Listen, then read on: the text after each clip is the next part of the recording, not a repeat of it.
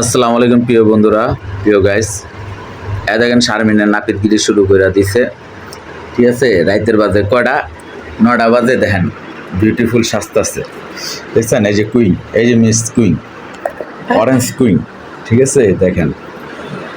আচ্ছা শারমিন, তুমি এখন কি করতেছো বেবি?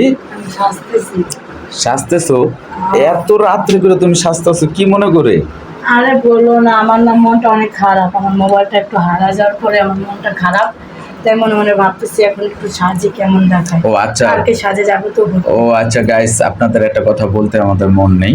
কালকে হয়তো পেজে ছাড়া হয়েছিল, ঠিক আছে, তারপর ডিলিট করে দেওয়া হয়েছে ভিডিওটা। ব্যাপারটা হচ্ছে কি, আমি আর শারমিনে শপিং করতে গেছিলাম, কিছু বাজার কেনাকাটা করতে গেছিলাম।